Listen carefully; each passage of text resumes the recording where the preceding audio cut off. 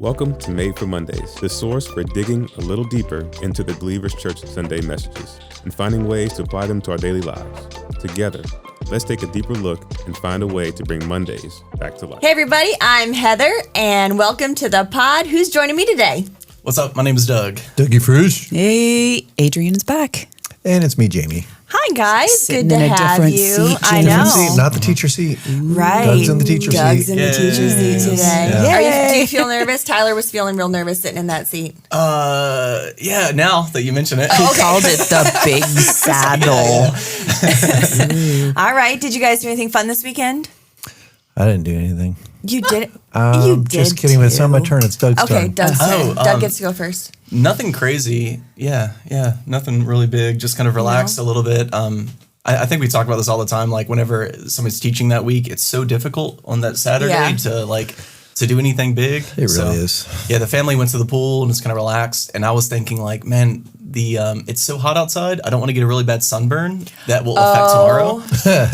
Doug, such a smart choice. It was. Forethought. It was. I was like, Incredible. I'm not going to stay outside. So I found like a trail that had a lot of like coverage. And nice. I just did that. And it was a good chance just to kind of like take my mind off things, to relax, Nice. and not get sunburn. Yeah. Yeah. What trail did you go to? The driver trail. Oh yeah. So it's like kind of just chill. It's just paved. There's not much going on. Yep. There's not a lot of people out there. So it was just really relaxing. Saw some snakes. All and just right. it was Yes. good. Yeah, it was kind of chill. Very Nice. good. Yeah. Good. Friends and I went to see the Phoenician scheme at the Narrow. Super fun. Wes is that? Anderson's Yeah. latest. I heard it's very good. It is very Yeah. good, but it is consistent with the rest of his, what do you call it, oeuvre? Yeah. So if you don't if you're not a fan of Wes Anderson, it is probably not for you. Which is French for works. Thank you so much for sure. clarifying that Yeah. for our listener. Yeah, so we did that. And Saturday, I went on an adventure with my girlfriend, Kirsten Modine. We went down to Manteo Aquarium. Wow. Worthy of the drive. Such a great aquarium. Super fun. We saw so many nice things. The otters were sleeping, though. Plan your visit not at lunchtime. That is when they nap. They nap at lunchtime? They do. Every Siesta. day? Pretty much. All of the animals take naps after lunch. Oh.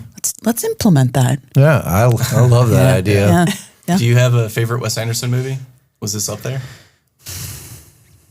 I don't remember movies after I've seen them. I couldn't even tell you the plot of the Phoenician scheme, honestly. Yeah. So It's really good in the moment. I but enjoyed afterwards, it. I yeah. would watch it again. Okay. And it would be like you watched it for the first time. Yes. That's amazing. Bonus. I kind of wish I had that sometimes. That would be great. We still have to talk about Mickey 17. Have you watched it yet? I have not. No, Okay. I have not. The had clock time. is ticking. It will be out of my brain soon. Yeah, I will watch it this week for sure. Okay.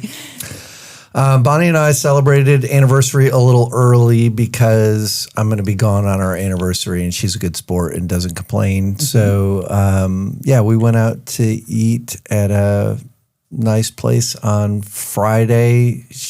I can't remember the name. Is it Steinhilber? Steinhilber's. It's been there since 1939. Oh, wow. Which is pretty incredible. Very good, and service was extraordinary. Location it's buried in a neighborhood in Virginia Beach. It was very lovely. The food was good, and service was exceptional. And then Saturday, Did you have lobster roll and wings? No, those were not options. Oh my gosh. I know. So I did not, but I would have if they were on there. And then Saturday we went to Saudi Creek and then the Copper Fox, and that was super fun. Had a good time with friends. And then yesterday got to go see Nate Bargatze. Oh, yeah. That's Which cool. was super fun. So yeah, like very full weekend for me. It was A lot of socializing. almost overload, but it was just kind of the sweet You spot. look fatigued. Yeah. Well, I didn't sleep great last night. I've been struggling the last few weeks with my sleep. So I saw online, I guess he went to B-Dubs after the show. Nate Bargatze did. Why and wouldn't some you? people were like kind of meeting him there and stuff and posting online. I was like, oh man, that's so cool. Yeah, that He is seems cool. like such a cool down to he earth guy. really Yeah. does. Yeah. Yep. Yeah. We got to go on Friday, so it was Harbor Fest this weekend. Yeah. Too. Norfolk was popping this weekend. There Can was so much confirm. happening down there. There was a lot going on. You live in Norfolk, Yep. so traffic was a bear for you. But Yeah, so on Friday, we got to go down and watch the tall ships come in, which is one of my favorite things about Harborfest. It's so fun. Yeah. I didn't know if the weather was actually going to cooperate for us to be able to go down and see that all happen, but it was very fun. Yeah, that's good. And then we got to just be out on the water for the day. It ended up being a very nice day, and we got to do some of the fun things with some of you guys. Do the Sade Creek thing. We were also at Burgetzi, so that was fun. It was fun. He's one of our favorite comedians. us He's too. just so great. He's got specials on the streamings. So if you guys are having FOMO out there, you can get in on that. Pretty Can't good. wait for the new set to make it to Netflix or whatever. Was it There funny? is- So there was it Yes. stuff? There was a McRib reference. Yeah, that wasn't him though, right? Wasn't that a warm-up guy that did the McRib? Oh, I think Johnny W. I think Yeah, so. Yeah, I think that But was Johnny. my favorite Bargatze bit was on aging parents. It was hilarious, and since I've just Very finished relevant. that phase, and now I feel like I'm on the verge of going into it, especially after his bit. I was like, I gotta watch myself. Yep. That's right. Well, it's good to my know kids what are to gonna look place out for. places. Behave, yeah, yes. they're gonna put me places. Places. Yeah. Yes, that was the joke. Yeah, yeah. All right. Well, you guys, what stood out to you this past week in our Bible reading challenge? We've made it through Ephesians. We had a little bit of Psalm and Proverbs. We did. And today we started Hebrews, which Yeah. I love because I've been doing a study on Hebrews You have been. recently. So I was like, ooh, this is going to be so exciting. I'm awesome. actually writing a message using Hebrews chapter 4 this Okay. week. Great. Yeah, so I've been in Hebrews a little bit the last what a week book. or so. Yeah. What a book to dive into. So, yeah, anything stand out to you this past week? Yeah, so I love Hebrews 1. It's one of those passages where if you're kind of like doubting whether or not Jesus really is God, Hebrews 1 is like the go-to chapter to really like just see what they would have believed back then, just to just give a good understanding of their theology. So I wanted to read this one part of it. It's really good. A couple of years ago, I had a chance to talk with a family that was Jehovah's Witness, and they came into my house. We were drinking coffee, and we were just talking about, what they believe and then what I believe. And they believe that Jesus was a created being, that he Right. isn't necessarily God. Yep. So I was kind of sharing from Hebrews, and in chapter 1, verse 8, it says this, but about the Son, and the Son would be Jesus, he says, "Your throne, O God, will last forever and ever. A scepter of justice will be the scepter of your kingdom. You have loved righteousness and hated wickedness. Therefore, God, your God, has set you above your companions." And it's an amazing passage where, like, God the Father is speaking about Jesus, and he says, "Therefore, God, your God, has anointed you, has set you up on this." And it's just such an amazing, I think, display of the Trinity. And it's my go-to passage if somebody were to say, like, I don't know about Jesus really being God. It's like, no, this is a really clear distinction as to what they believed and why we can have faith in that as well. Yeah. Yeah. So it's pretty amazing. I love it. Yeah, Colossians 1, Hebrews 1. There's a couple good go-tos. Hebrews is so great because, as the name indicates, it's written to Jewish folks who would struggle with who Jesus is in relation to what for millennia they'd been taught was the pathway to a relationship with God. And so beginning starts about talking about Jesus is greater than the angels, then greater than Moses, then greater than the law, then greater than any high priest that has ever been there. And the high priest was how they got access to God. And the writer makes Jesus that high priest, but better than any high priest who's ever been because he's perfect. Yeah, it's just it's a very rich book. I would love to do 2 fall series on That'd be awesome. Yeah. on the Book of Hebrews. Like a part 1, part 2. kind of Yeah, thing. that's what I think because it's too dense It's to so dense. to give it justice in one 8-week Yeah. series. I think. That's like the best cliffhanger ever. Right? Come back next year to hear the rest. Right. Yeah. That'd be awesome. Yeah, that'd be good. So I also selected a verse out of Hebrews, and it's just because it's a topic that we really don't spend much of any time talking about. And Is it the angels? it's the angels. Yeah. So a couple different times in this first chapter, if you're interested in that kind of thing, it talks about what angels do. In the very last verse of chapter 1, it says, "Therefore, Angels are only servants, spirits sent to care for people who will inherit salvation. Yes. And like that's just a verse that gets We kind have of caregivers. you read it and move on, but like to think through like an awareness of like there are spirit beings, they are dispatched by God for those who belong to him, and For they us. are servants. Like that's remarkable. Remarkable. Yeah. Yeah, So- and it's cool too because it really shows that they are kind of in that sense like serving us Yes, in a way, which yeah. is like even humbling for us. Like Right. God would elevate us to that position of value, even above angels, Yeah. which is pretty remarkable. And so like then you take a verse like that and then you go back and start reading through the book of Acts again, and then you see all these moments where in fact angels were dispatched by God, and you start to think like, okay, like are we missing it? Are they not being dispatched because we are not in a state of dependence? Like it just causes you to ask all kinds of questions. I think we've all heard those stories before where somebody encounters somebody, like maybe they're broke down on the side of the road and someone comes and helps, and you turn around and they're not there anymore. A very good friend of mine, that's part of his salvation story. How cool is that, Yeah. right? Yes. Yeah. Yeah. Yeah. Supernatural. So neat. All around us. I love it. Yeah. And I was hanging out in Psalms a little bit. Just that reinforcement that even our biblical heroes struggle with wanting to be released from their burdens and want an easier life. In my growing to be more like Jesus, I'm always thinking about why am I still whining about the things that I wish were different? But remembering that God created us with this diverse spectrum of emotions to feel, and he doesn't enjoy all of the things that we express, but that ability to express it and choose how we share it makes him love us the more. And so just allowing myself the space to not be, when I make mistakes, it isn't an indication that my relationship with the Lord has changed. It's just something I'm always returning to. And that even King David had those kind of struggles. I appreciate it.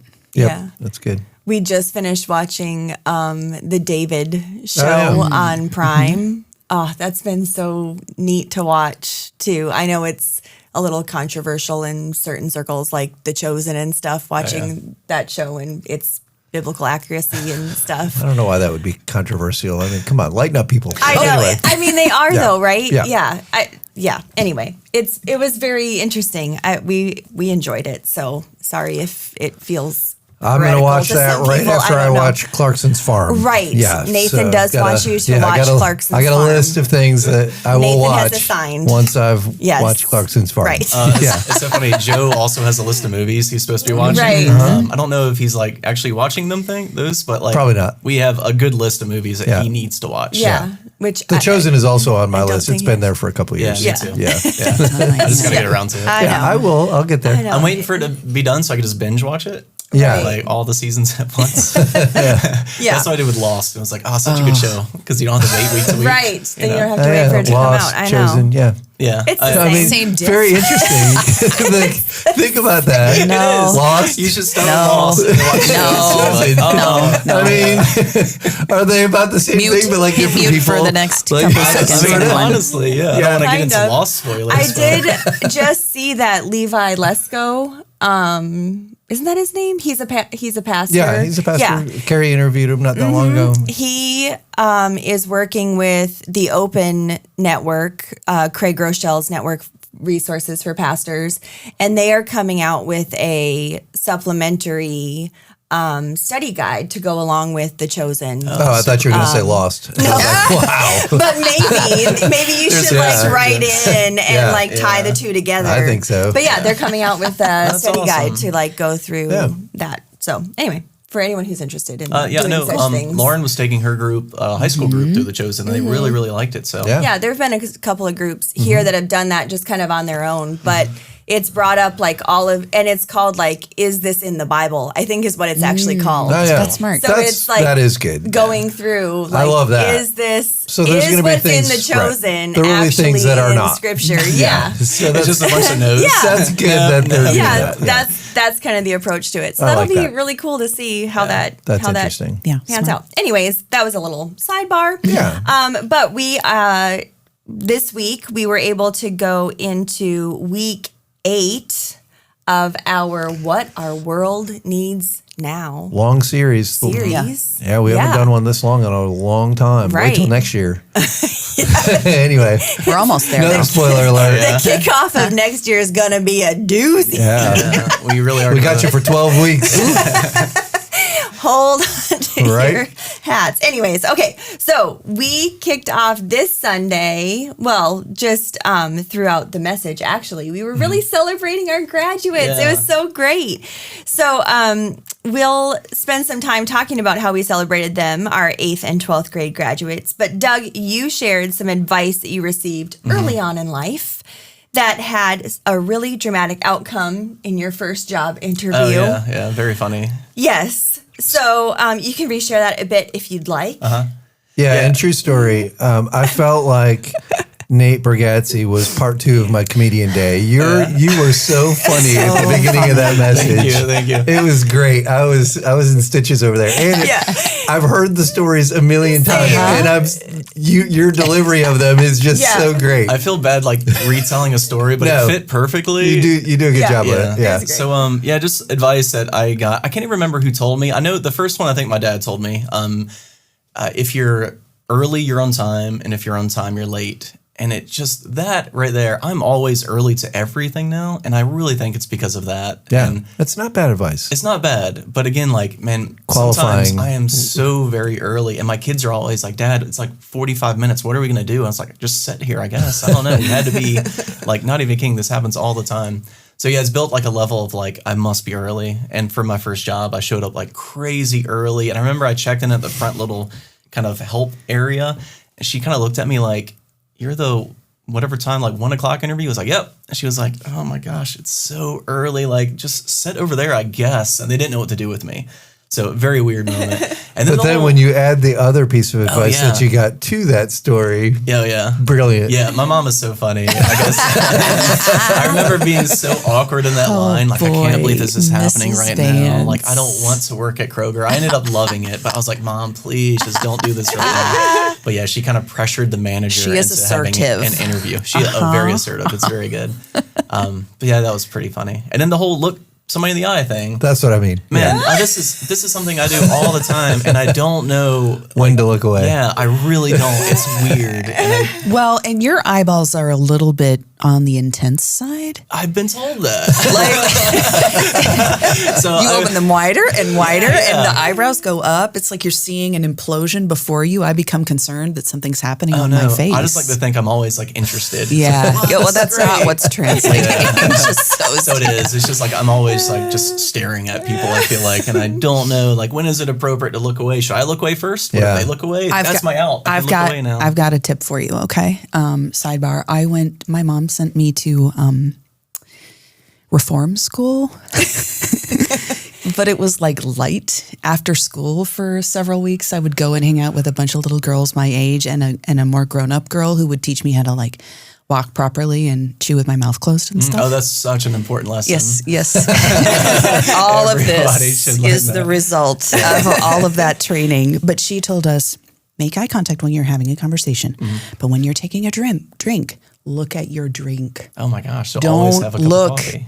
Don't look at the person while you're drinking. That is weird. Yeah. Okay. So put that in And your since pocket. you always have coffee with you, that's a Yeah. perfect breakaway. And that's going to help me not leave my coffee places now because I Right? need my coffee. Yeah. It should always be in my hands. Yeah. Okay, I'm going to do that. Okay, good. Or your Yeah. bottle of water. Yeah. Well, Bottle of water. a that's it. bottle of water, but not the bottle of Yeah. water. All right. Well, what do you have some advice that was given to you maybe early on in life that really stuck with you, that was a life-changing piece of advice? Jeez, I was kind of raised by wolves. My parents didn't give me a whole lot. I can't think of anything in particular. Not necessarily parents. Like you had some mentors in I your did, life. yeah. I love your story about, I forget his name, but the guy who led you to Christ. Oh, Alan Miller. Yeah, Alan Miller. Like Yeah. his encouragement in your life in the moment. Would you say that would be like kind of life advice in a way? Just to encourage you to I mean, pursue? he certainly shaped my life in significant ways. And he probably is one of the first people that told me to read the Bible every day. So, I mean, that's pretty good. Yeah. Yeah. Yeah. That's such a good story too. Whenever you share that, Yeah. it's like, oh man, it's so inspirational. Yep. Him and Phil Nelson. Yeah. Nothing's coming to my mind. I think Well, your reform school stuff. I guess I've already no, done my loaded. assignment. Yeah. Chewing with your mouth closed. It's so important, everybody. yeah, as you were talking, I was thinking about like when we were young and broke, and I've shared the story before, but just getting the advice of when someone was offering us help and assistance at a time that we needed it to actually receive it. And that has been advice that I've had to like remind myself to take at different phases of life, even like into like this stage of my life. Like, okay, I know that because I tend to be a person that's like, I'm just going to muscle through this. I can do this thing. I'm just going to do it. But to be like, no, I have to just like to be a part of the body of Christ is to not just muscle through things. Yeah. It's to allow for people to like come alongside of me. Like I get to come alongside of people, but I get to also have people come alongside of me. Yeah. And that's in like various ways. Like people have done that for us financially. It's been done with meals. It's been done in just like sitting with us before. So yeah, just that advice that I got very early on in a crisis moment has like just popped up in my life. So yeah, that when you were talking, that was one that I was like, that would be something. That's awesome. That I would want someone to tell someone early on. All right, so the bug incident. Doug, you shared this story from our old building, and when you were talking about this in our read through, oh my gosh. So we used to be behind Chuck E. Cheese over off Portsmouth Boulevard, and you grew to have this reputation of being our bug guy. And I can totally Not an vouch organ for guy. that. No, reputation. not that. Save bugs. Right. Yes. And I thought when you read through this message the first time that you were going to tell the spider story. Do you remember the I spider do. story? I remember, you remember the spider multiple story? spider stories. No. Is this the The one? spider story. Is this the one where it was sparkly? Yes. Yes. Yeah. So me and Sam saw this spider on the stairs leading up to the offices. Yeah, it was coming to get us. Yeah, it was. It was on its way up. It Right. was coming to get Dimensions, us. please. It was like a smaller spider, but it seemed odd. There's something unique It was about like it. it was like a quarter size, Yeah, maybe probably. a quarter size. But like looking at it, you could tell something wasn't quite like The normal about body it. of it was like a quarter Yeah. size. So we took our phones and we tried to record a picture of it. And when the light hit it, it just started shimmering. I was like, oh my gosh, it's like a shiny spider. This is weird. We have a video of it Do we? somewhere. Somewhere. I think it might be on the Vimeo account. Yeah. And I think somebody nudged it or kicked it. And then when we punched it, all the babies that were on its back started spreading. Nope. Shut it down. Most babies. Yeah. The sparkly things in the How back many were We're little squirrels? little baby spiders. thousands of eyes staring at us. So many. Yeah. That's the one that I thought you were when yeah. you first went into this story, I was like, he's telling the spider story. Yeah, spiders have tried to kill me on sorry. several occasions. So. Oh, yeah. That's true. Jamie's is been true. bitten by Multiple times, right? Yes. yes. And by the like recluse. dangerous spiders. Brown recluse spiders. Yes. 3 separate occasions. What are you doing? I don't know. He's camping. You rolling That's what he's around about. in the just deep. This is rolling what into we the have One to was basic training. I didn't have a choice. we literally have to be praying. This is what the angels are doing for Jamie. Yeah. They're Scaring away spiders. And polar bears. and Full-time apparently job. Yeah. a couple of times Gabriel or whoever's on this guy has looked away. Yeah. And then they've been like, Gabe, what's that? We talked about We this. talked about this. And they're like, sorry. Yeah. Yeah. Yeah. Anyway, it was not the spider story. Oh, no, it wasn't. No. It was the beetle story. The Beatles story.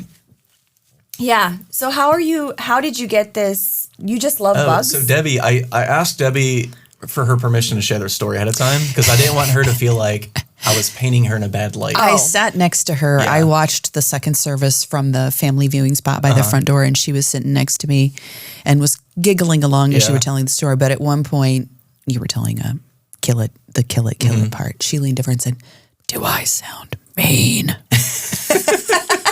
No, Debbie. Yeah. You're very patient with Doug. Yeah. And and I asked her if I could share that part too. I was like, I'm going to say that I was running down and you were just yelling, "Kill it, kill it, kill it." Because I don't remember exactly what she said, but that's kind of the feeling that I was getting, like, kill this thing, get it out of here. And I asked her, I was like, how did I become the bug guy? And she was like, because of the snake incident. Yes, like, the snake incident. And there's an incident where there was a copperhead snake in the parking lot, and Oak and Lily families were about to pick up. So we realized, like, we have to deal with a snake because we didn't want a kid to wander over there and get bit, right? Right. So we went out there with a trash can and a shovel, and we tried to uncoil the snake around a tree, put it in the trash can. And one of the dads was there, and he said, "I'll take the snake and I'll drop it off in the woods," because we wanted to make sure we weren't going to kill it, right? Because snakes are awesome. Why don't you kill a snake? Snakes are awesome. So we took the snake. He took the snake in the woods, and then he brought the trash can back. So Debbie calls back up to the office, and she's like, "Hey, he's back with the trash can. Can you come down and get it?" I walk downstairs, and he says, I wasn't able to get the snake out. It's still in here. And as he said that, he ripped the lid open, and the snake jumps out of the trash can at us. No, ma'am. In that moment, I realized what happened was he thought it'd be a funny joke. He let the snake out, went to Walmart, and bought a fake snake and attached a fishing line to the lid. So when he pulled it out, the snake looks like it's jumping out. Wow. Genius. So, somebody's recording this. The footage, Debbie swears we have it somewhere. They're recording my reaction. Wet my pants. And I kind of did this thing. I was like, oh. And then I realized what it was. I was like, okay. So we said, hey, let's call Sam down. So we reset everything. I love that. Call Sam down and do the same thing. And we're recording it. And they pull the snake out. And Sam goes, and he pushes Debbie into the snake as he tries to run out of the office. Classic Baller. Sam. Like pushes her and tries to run out. And it was a very funny video. What a tough guy. So apparently after that, Debbie just called me for all the like, dangerous bug stuff or whatever. Sam does not get called for those things. Oh, yeah, no, it was Doug. Yeah. That's hilarious. Anyway. All right. So you used the story. We used the story on the pod because I want to talk about Sam not being able to do things. But you used the story for your message. To illustrate what gentleness is, and it's looking at life situations and then responding in such a way that our actions and words help rather than hurt others. So, which led us to this big idea that gentleness isn't weakness, it's power that's under control. Such a great big idea. So then you took us to Matthew 20, which is where we see Jesus model this for us perfectly. Can you tell us what drew you to this example for this message? Yeah, so I was really wrestling with like what passage I wanted to use, but I kept going back to this one because I love how real and honest it is. I think it shows like a really good example of some of the tension the disciples probably felt as they followed Jesus, and like all the human emotions that go with that kind of dynamic. So like fear and insecurity and worry and frustration and anger, a feeling of injustice, a feeling of like just somebody who's not, looking out for you as well. So all those emotions tied up. And I was really thinking about what causes somebody to respond in a way that could be harsh or kind of losing control of power in a sense. Yeah. And it's usually those emotions. It's like a fear of scarcity. If I don't have as well, then I'm going to have to fight for the thing that I think I need, or insecurity. Like, oh man, this person has all the power. Are they going to treat me well? Yeah. And like all those human emotions kind of lead to the kind of abuse of those things. So I was like, man, this really is such a good example of that. And then you have Jesus, who's right in the middle. He's listening to the request of the mother and James and John. And then he's also listening to the anger and the frustration of the other disciples. And he's kind of there in the middle, having the conversation with them, kind of guiding them, encouraging them. And then at the end, like living that example himself. And he says, I've been serving you the whole time. And I'm about to serve you in a way that you probably don't understand yet. Yeah. Right. Like, let that be the way that you respond as well. So I love that picture. And I think just the honesty of the humanity of the disciples and the humanity of Christ as well in that, I think is just so powerful. So I couldn't disconnect myself from that passage. I kept going back to it and I said, I think this has to be it. Yeah. Oh, such a good selection. And like you said, there's just so much to unpack in it. And one thing you mentioned was that Jesus didn't avoid the tough conversation. Instead, he listened to their requests and he was honest with them. So have you guys ever seen someone show incredible strength through gentleness, and what stood out to you in that example? I got one. All right. Boo-hoo warning, okay? All right. Boo-hoo warning. My mom died about 10 years ago, and the last season of her life was just what you would expect when somebody is at the end of their life. Very little autonomy, very little dignity. And my dad cared for her full time for that season. And his gentleness in that was limitless. Like, that's what struck me. I had the privilege of being there while it was happening, and there was nothing, everything he said and everything he did was designed to make her quality of life as good as possible. And that was really hard at that time. And he never complained. And even when his effort did not yield good results, he never expressed any anger. He never made himself the priority in any of those situations. And like, it makes me feel all my feels, not because of the sadness of, pain and suffering, but just I'm so grateful that she got that. And I didn't even know my dad had capacity for that. He is a first-generation Norwegian. That means very little expressive emotion. He has told me, I love you, less than 10 times in my life, but it has never been a question. And that's the kind of gentleness, just steadfast and constant and not demanding. So much to learn from that. Yeah, that's good. Yeah. So, Doug, you were saying like the worry and jealousy rested in the hearts of the disciples. I mean, that was obvious in this story. And really those feelings, like you were just saying in why you selected the passage, they're rooted in fear, aren't they? Yeah. So, as you said, Jesus calls that out in this conversation that he's having with them. So I'm just wondering if you guys have ever had those powerless moments. Like, can you think of a time maybe something happened to you or someone you know, and you felt like nothing you said or did could help that situation? Can you think of something, an example of that in your life or someone's life that you know of? Yeah, I think of my kids all the time with this. I remember Ransom was on the bus a few years ago when he was in elementary school, and there was a kid on the bus that was kind of bullying everybody, and he started picking on Ransom as well. And I forgot how he heard. I don't know if it was a teacher that called home or the bus driver or somebody, but somebody contacted us and said, Ransom has been bullied, and it seems like it's been happening for a while.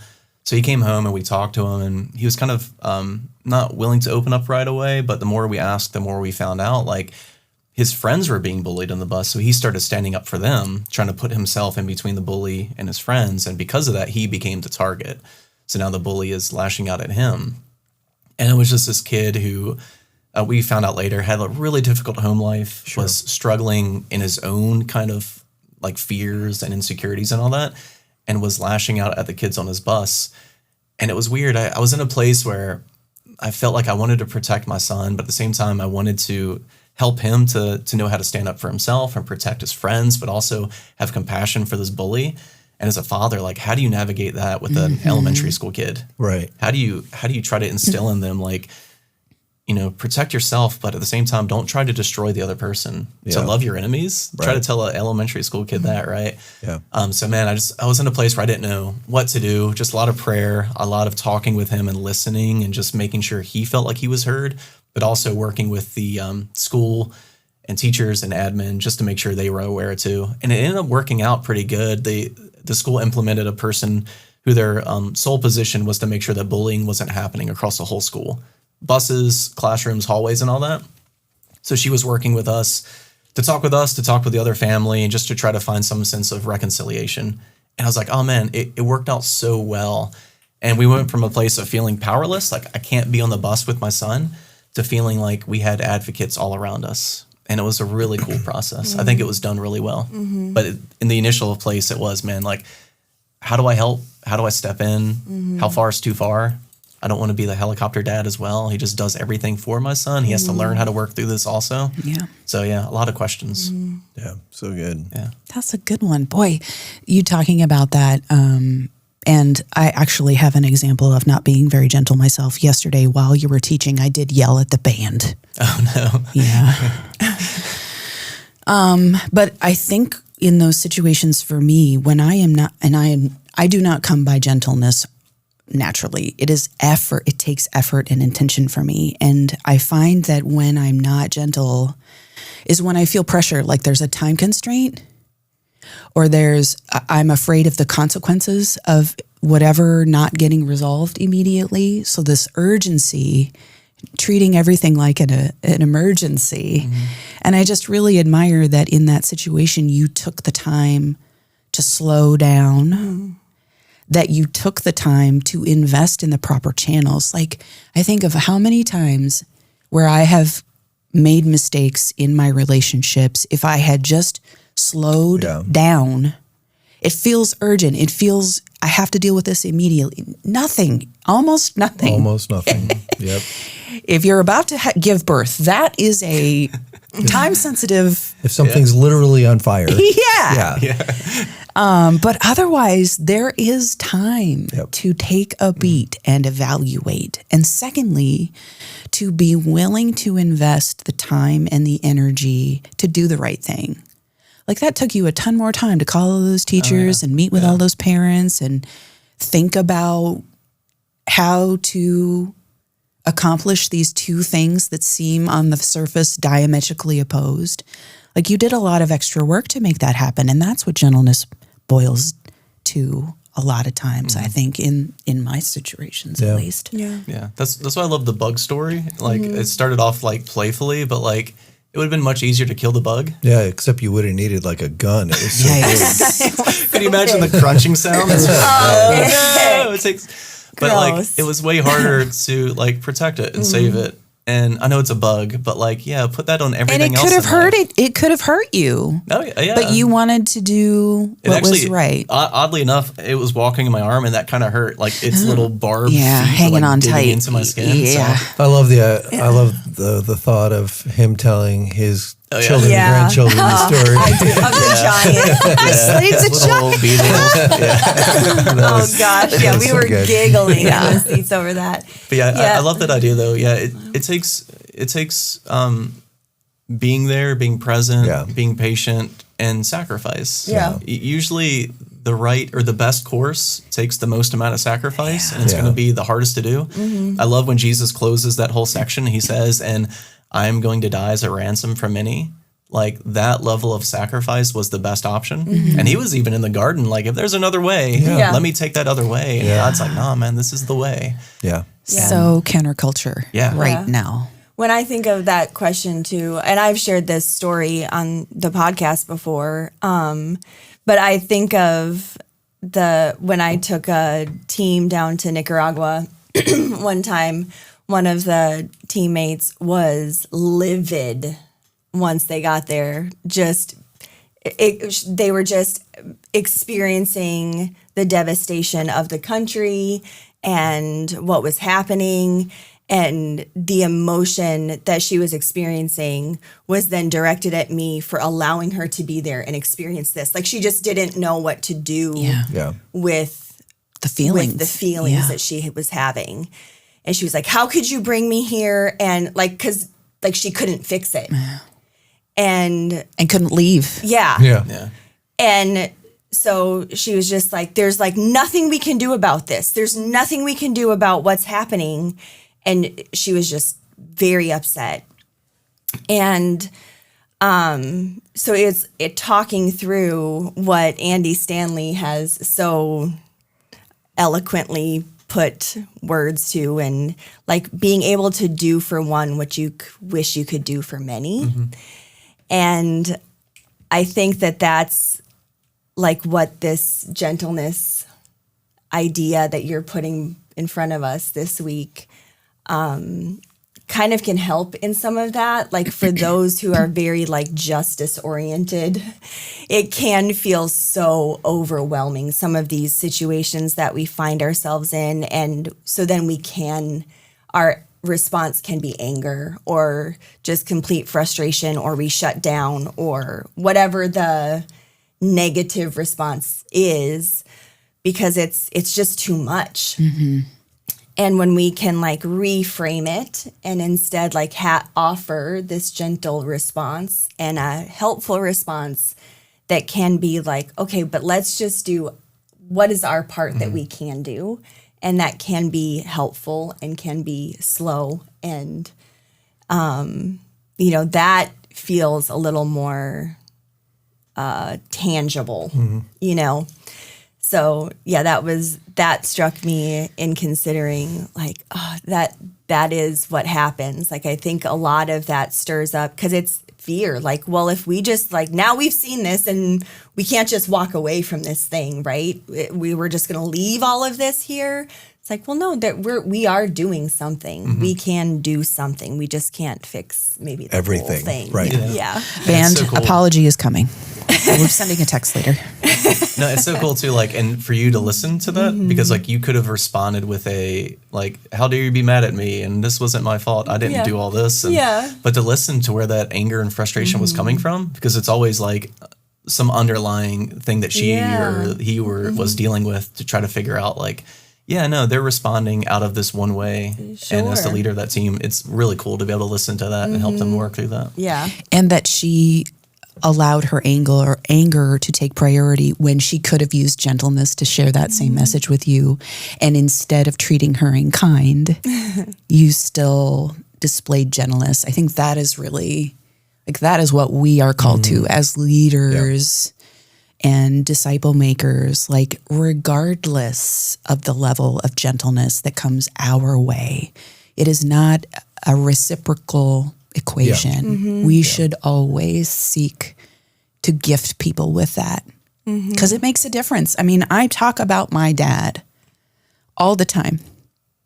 That situation, what he did for her, changed my ability to think about what is possible, how much like Jesus I can be. Like, I know it's available because of what I saw. Yeah, that's good. In this grumpy old poop. Love you, Dad. Yeah. Yeah. And Doug, I mean, you challenged us to take some pretty big steps this week. And I'm going to kind of like generalize them just for conversation purposes. But first, like you challenged us to live with a posture of gentleness, to listen, to serve, to empower. So the framework of that posture that you put out there, like, really reminded me of our polarizing series, because we talked about that so often. So why do we have to be reminded of this so often? Yeah, especially when it's so easy. I mean, I love like starting with the ending of that, the empowerment, like for you to share your story, and it has empowered you to live like Jesus as well. And every single one of us can think of those moments where somebody listened to us and served us, and it empowered us to do the same. I think in second service, I even said, like, we know this works because we're still talking about it. Jesus did it, and the disciples followed, and then the next generation did it, and the next generation. So we're encouraging the coming generation to do it as well. And for us to live that way, to show gentleness towards them, to show them that it is possible. And I think that's why we have to be always reminded of it, because we live in a world where it's not happening.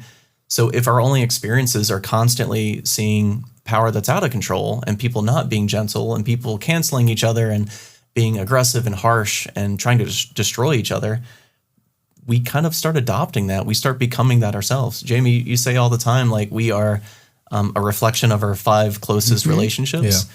But you could say, like, we're a collection of the things that we experience as well. For sure. And our big experiences in life, if they're all kind of negative, then we need that amazing reminder to see the positive things happening as well. Yep. Somebody once said, for every like negative thing you experience, you need like 5 positive things to counterbalance. Even 10, I think. Yeah, it's like probably even higher, right? Yeah. So imagine that, right? You have one example of power out of control. You need like 10 examples of gentleness to show you, like, man, I actually need to do this. Yeah. Or an example that is so powerful that it overwhelms the negative. And I think that's why we always have to be reminded of it. Yeah, that's good. Yeah. Love that. I know. As you're talking about that, I'm like, we think about that like on a cultural level, but I'm like, I do that at home with Nate. Like, I can be like, it's gonna be such a great day, and by the end of the day, I've like not been gentle, just with that guy, and I've got like 20 other conversations that I've had before the end of the day. That's why I have to be reminded so often. But second, you encourage the other generation. That's what we need to do, is encourage the other generation. So you challenge the next generation and the older generation. What do we have to learn from and offer each other? Yeah, it's so important.